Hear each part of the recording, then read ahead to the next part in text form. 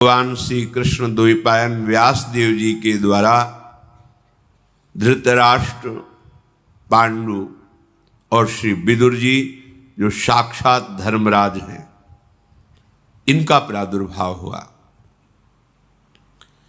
तीनों कुमारों के जन्म से संपूर्ण कुरुवंश, कुरुजांगल, कुरुक्षेत्र, इन तीनों में बड़ी उन्नति, बड़ी शांति, बड़ी प्रसन्नता हुई।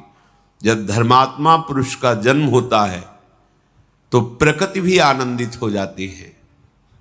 जब कोई यहां अधर्म करता है तो प्रकृति अपने को समेटने लगती है। जिस जलवायु से, अन्न से हमारा प्राण पोषण होता है, ये सब पृथ्वी गुप्त करने लगती है। रसीले फल, जो सुखदायी स्वास्थ्यवर्धक वृक्ष, जल, वायु, ये सब प्रकृति चुराने लगती है। देखो, बड़े बड़े आम के ऐसे वृक्ष थे जिनमें कई सौ लोग आराम से नीचे बैठ सकते हैं, ढेर सारे फल निकलते। ऐसे आम,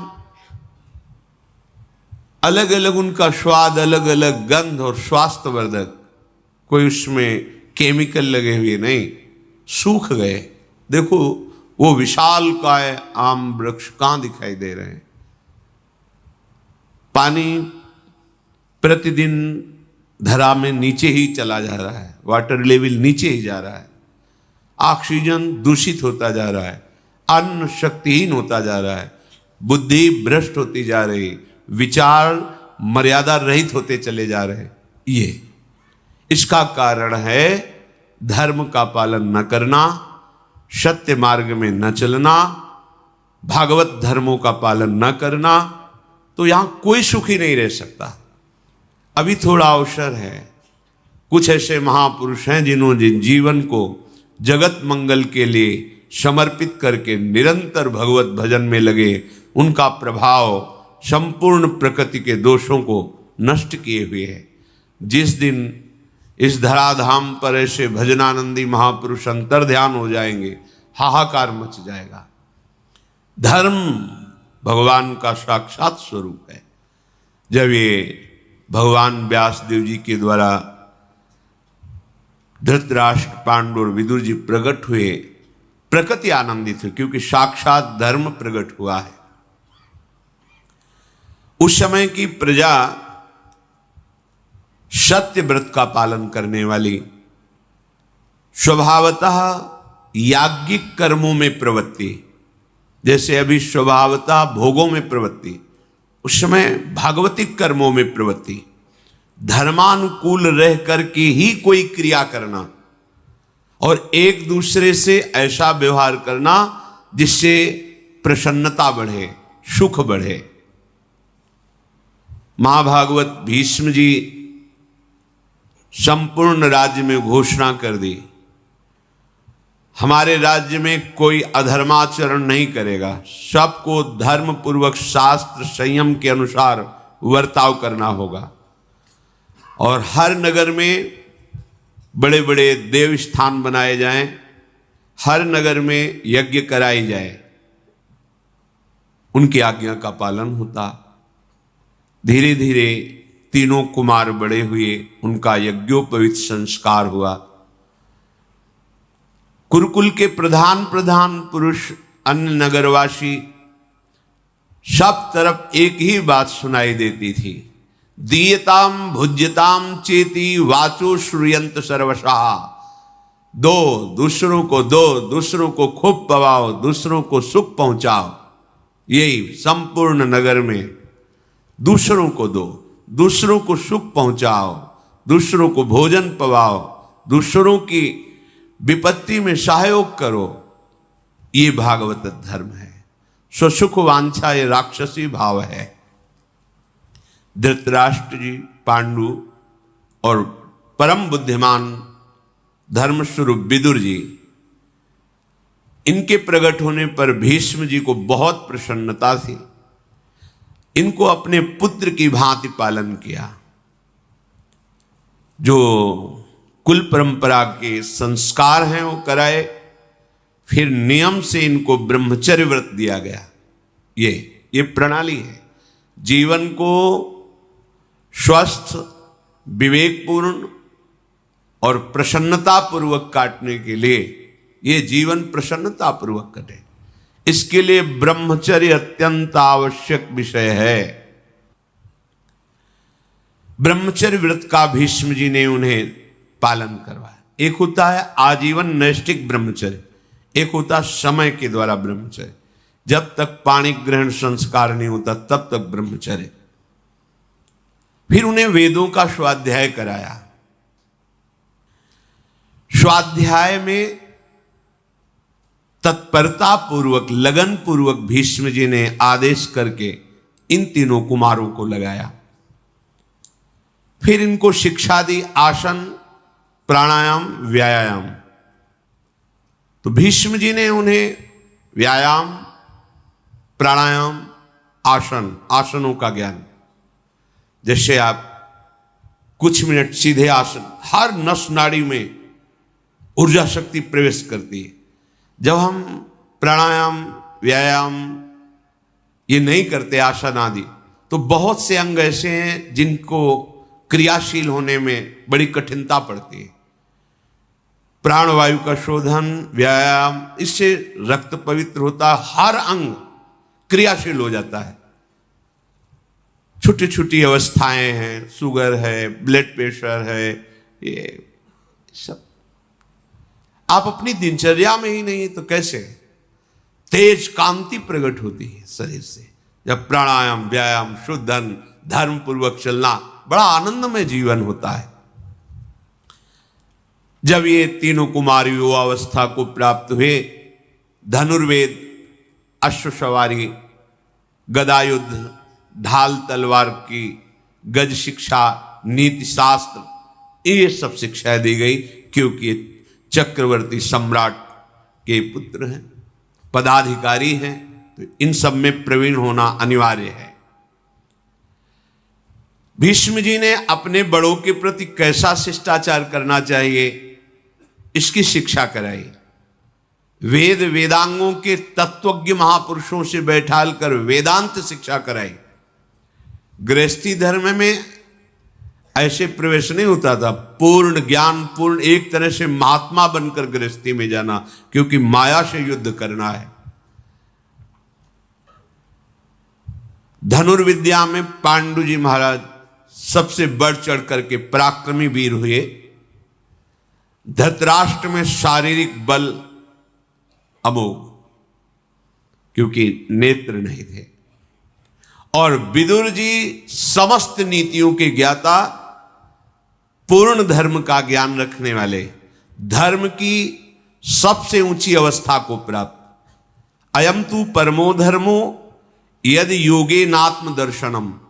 धर्म की ऊंची अवस्था का नाम है आत्मज्ञान, अर्थात विदुर जी आत्मज्ञान संपन्न महापुरुष हुए। समस्त राष्ट्र के लोग ऐसे राजकुमारों को देखकर सुखी हुए। वीर पुत्रों को जन्म देने वाली काशीराज की दोनों पुत्रियां बहुत आनंदित हुई कि हमारे राजकुमार समस्त शास्त्र, शस्त्र, धर्म, राजनीति इसके ज्ञान से पूर्ण हुए हैं। हस्तिनापुर के सिंहासन पर विराजमान करने के लिए जब बड़े बड़े धर्मज्ञों और भीष्म जी के साथ विचार हुआ, तो धृतराष्ट्र जी को आंखों से अंधे होने के कारण उन्हें राज्य नहीं दिया गया और महाराज पांडु को उस सम्राट पद पर अभिषिक्त करने का निर्णय लिया गया। गंगानंदन भीष्म जी बड़े ही तत्वज्ञानी महात्मा, महाभागवत और हर धर्म के ज्ञाता थे। विदुर जी को बुलाया और कहा, बेटा ये हमारा कुल सद्गुणों से संपन्न है और संपन्न बना रहे, इसलिए इसकी रक्षा करना धर्म से ही युक्त होकर के, और तुम्हें धर्म का पूरा ज्ञान है। भूतल पर तुम्हारे जैसा धर्म का ज्ञानी कोई नहीं है, क्योंकि साक्षात धर्मराज है। कैसी भी परिस्थिति हो तुम सदैव धर्म का ही उपदेश करना। भगवान श्री कृष्ण द्वैपायन व्यासदेव जी की हमारे कुल के ऊपर बड़ी कृपा है। अब हमारा ये कुल आगे बढ़े, अब तुम ऐसा उपाय करो। हमें गुप्तचरों द्वारा पता चला है कि यदुवंशी शूरसेन जी की कन्या, जिनका प्रथा नाम है, राजा कुंती भोज ने गोद में उन्हें ले आए हैं और वो हमारे कुल के अनुरूप हैं। और हमें गुप्तचरों ने बताया कि गांधार राज शुबल, मद्र नरेश, इनकी भी कन्याएं हमारे कुल के अनुरूप हैं। हमने पता लगाया है ये सब धर्माचरण करने वाली और बड़ी ही सुंदर उत्तम स्वभाव वाली हैं, तो हमारे यहां इनका विवाह संबंध हो, ऐसा तुम विचार करो। भीष्म जी ने विदुर जी से कहा। विदुर जी बोले, भगवान आप हमारे पिता हैं, आप हमारी माता हैं, आप ही हमारे परम गुरु हैं। आप जैसा कह रहे हैं अक्षरशः सत्य है, वही विधान किया जाए जिससे तीनों राजकुमारियां हमारे यहां पधारे। भीष्म जी ने उत्तम ब्राह्मणों को सबसे पहले गांधार राज शुबल की पुत्री शुभलक्षणा गांधारी जी के यहां भेजा। पता लगाया, पता लगा कि वो देवाधिदेव महादेव जी की उपासना में तन्मय है। गांधारी जी कैसा जीवन, पवित्र जीवन होता। वरदायक भगवान शंकर की आराधना करके 100 बलवान पुत्रों के प्राप्त होने का वो वरदान प्राप्त कर चुकी हैं। ठीक ठीक पूरा पता लगाकर भीष्म जी ने गांधार राज जी के पास अपना दूत भेजा और कहा पूरा परिचय ठीक से देना जाके कि धृतराष्ट्र आंखों से रहित है, कहीं छुपाव मत करना। धृतराष्ट्र के लिए हमारे ये गांधारी ठीक रहेंगे, जाकर उनको प्रार्थना करो, निवेदन करो। गए, मैं हस्तिनापुर से आया हूं, बड़ा स्वागत हुआ उनका। और गांधारी जी को धृतराष्ट्र के लिए हम वरण करते हैं। दूत ने भीष्म जी की बात कही। जब गांधारी जी ने सुना कि मेरा वरण अंधे से हो रहा है, मेरे माता पिता राजी हो रहे हैं, उसी समय उन्होंने एक मोटा रेशमी वस्त्र लेकर कई परत करके अपनी आंखों में बांध लिया। ब्याह नहीं हुआ, ब्याह की बात चली है। सुंदरी तपस्या परायण कह सकती थी मुझे अंधा पति नहीं चाहिए। माता पिता राजी, तुरंत रेशमी वस्त्र मोटा लेकर कई परत करके आंखों में बांध दिया। यदि मुझे ऐसे पति के साथ वर्ण किया जा रहा है जिसकी आंखें नहीं, तो मैं भी जीवन में किसी को नहीं देखूं। उसी समय पट्टी बांध ली। क्या धर्म है, क्या निष्ठा है। गांधारी उसी समय निश्चय किया कि अपने पति की हर विधान से मुझे सेवा करते हुए पातिव्रत धर्म का पालन करना है। अपने पति में कभी दोष नहीं देखूंगी, कभी उनकी आज्ञा का उल्लंघन नहीं करूंगी। गांधार राजकुमार शकुनी बड़े ही प्रवीण थे, द्यूत क्रीड़ा में, राजनीति में और छल विद्या कपट विद्या में भी। युवावस्था थी। पिताजी से आदेश लेकर अपनी बहन गांधारी को बड़ी सेना के साथ सुरक्षित हस्तिनापुर लेकर आए और बड़े आदर सत्कार के साथ भीष्म जी को प्रणाम करके कहा आपकी सूचना मिली, तो ये हमारी बहन है, धृतराष्ट्र जी के लिए हम समर्पित करते हैं। बहुत सा ऐश्वर्य भी लेकर के आए हुए थे। भीष्म जी की सम्मति से शास्त्र के अनुसार गांधारी जी का धृतराष्ट्र के साथ विवाह हुआ। शकुनी ने अपनी बहन को बहुत सा रत्न आभूषण आदि दहेज में दिया। भीष्म जी ने शकुनी का सम्मान किया। इसके बाद वो गांधार राजकुमार वापस चले गए। गांधारी स्वभाव, सदाचार, सद्व्यवहार, इन तीनों को अपने दृष्टि में रख करके धृतराष्ट्र की सेवा करती। क्या हमारे पति का स्वभाव है? पति के स्वभाव की अनुकूलता लेकर चलना। कैसा समर्पण कि वर वरण की चर्चा सुनकर आंख में पट्टी बांध ली। कैसा धैर्य। भला एक दिन आंख में पट्टी बांध के देखो, घबराहट पैदा हो जाएगी। आंख होते हुए भी संसार को ना देखना, क्योंकि मेरे का वरण ऐसे पति के साथ जिसके आंख नहीं है। सुंदर वर्ताव करते उन्होंने धृतराष्ट्र और समस्त गुरुजनों को प्रसन्न कर लिया।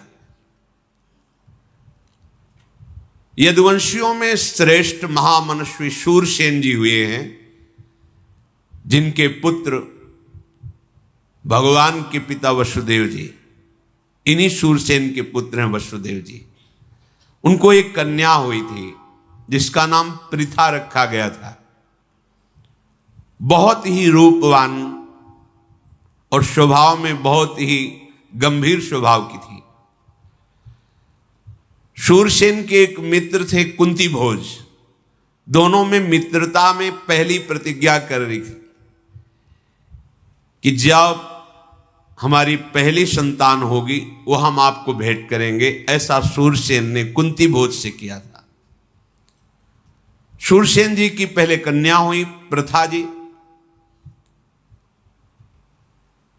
उन्होंने अपने मित्र को बुलाया और कहा, प्रतिज्ञा थी जो पुत्र या पुत्री होगी वो आप स्वीकार करके। शूरसेन की कन्या पृथा को कुंती भोज ने स्वीकार किया। कुंती भोज के घर में प्रथा ब्रह्मचर्य का पालन करते हुए देवताओं का पूजन करना, जप करना और आए हुए संत महात्मा अतिथियों की सेवा करना, ये उनका प्रधान कार्य था। अभी कुछ अवस्था हुई ही थी कि बड़े ही कठोर व्रत का पालन करने वाले, धर्म में सदैव सावधान, तपस्या के महान धनी ब्रह्म ऋषि दुर्वासा जी पधारे कुंती भोज के यहां। वो अतिथि सेवा, संत सेवा में बड़ी प्रवीण थी प्रथा जी। प्रथा जी उनकी सेवा में लगी। यद्यपि वो बड़े ही क्रोधी और उग्र स्वभाव के थे, पर बहुत सहनशील, शांत रहकर सावधानी पूर्वक उनकी सेवा प्रथा जी ने की। राजकुमारी प्रथा की सेवा से यद्यपि अत्यंत उग्र स्वभाव और कठोर स्वभाव के दुर्वासा जी बहुत प्रसन्न हुए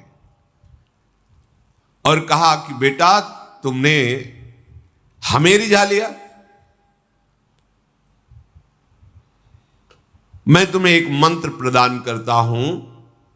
इसकी प्रयोग विधि ये है और ये वशीकरण मंत्र है। तुम जिसको चाहो, जिस देवता को, उसी क्षण बुला सकती हो। मंत्र का प्रयोग करते हुए देवता तुम्हारे सामने उपस्थित होगा और जो तुम चाहोगी वो तुम्हें वो प्रदान करेगा। ऐसा वरदान दुर्वासा जी ने दिया।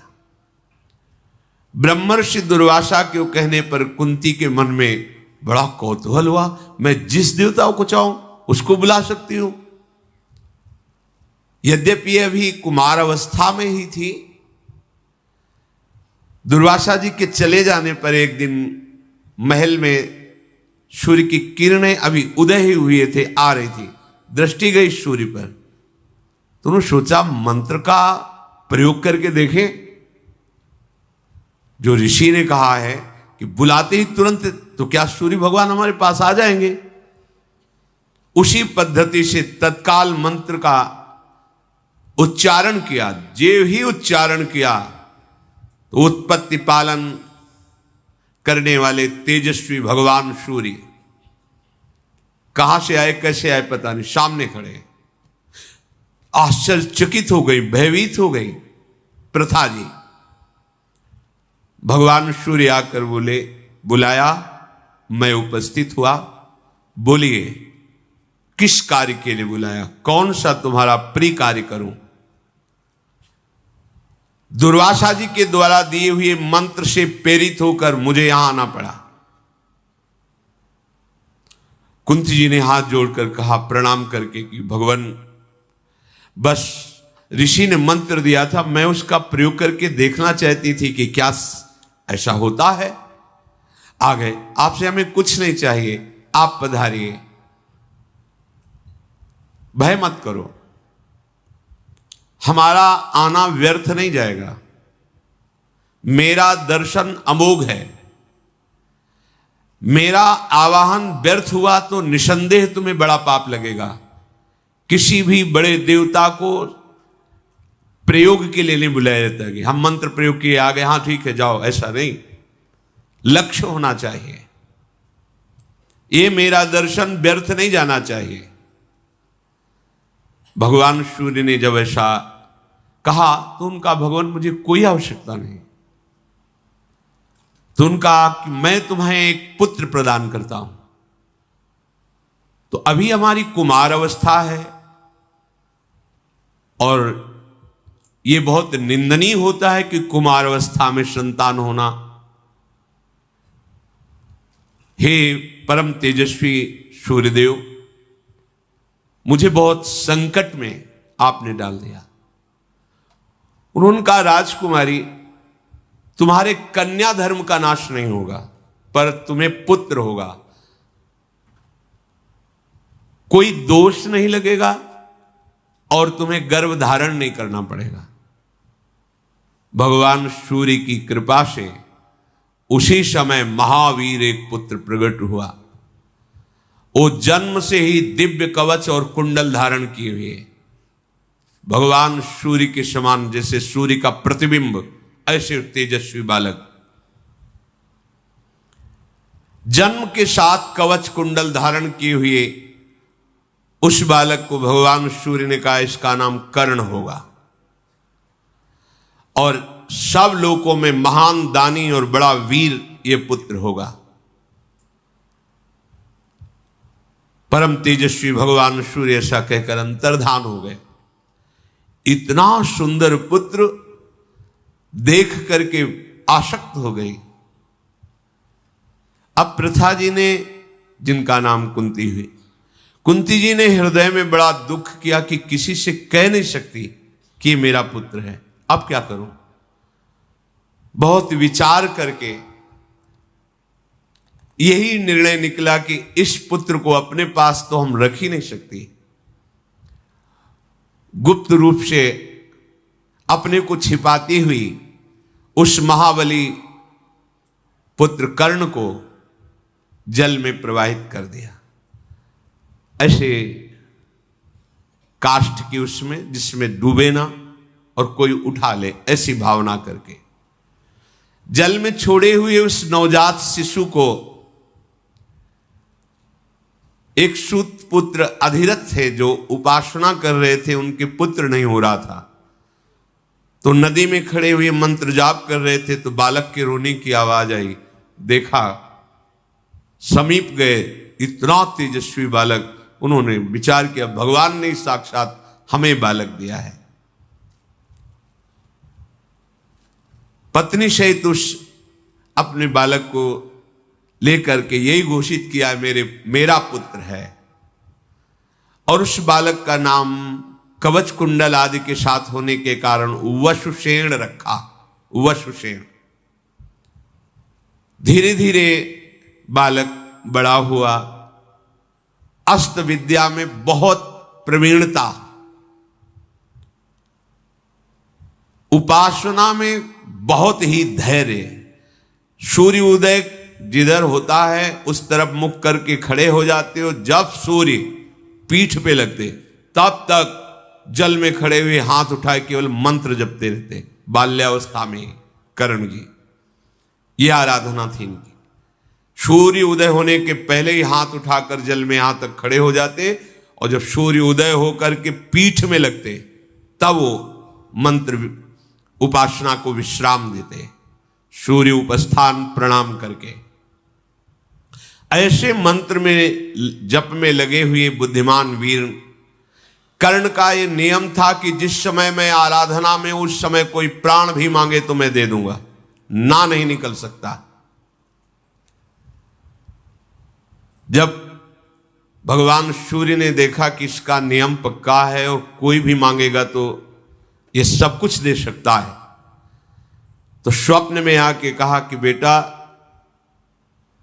तुम मेरी आराधना कर रहे हो और मैं भी तुम्हारा पिता हूं, इसलिए तुम्हें संकेत कर रहा हूं कि एक समय ऐसा होगा, देवराज इंद्र ब्राह्मण के रूप में इसी उपासना के बीच में आएंगे और तुमसे कवच कुंडल मांगेंगे, तुम उन्हें मत देना। कवच कुंडलों का वो अपहरण कपट पूर्वक करना चाहते हैं, क्योंकि जब तक कवच और कुंडल विराजमान रहेगा कोई तुम्हारे शरीर का छेदन भेदन नहीं कर सकता।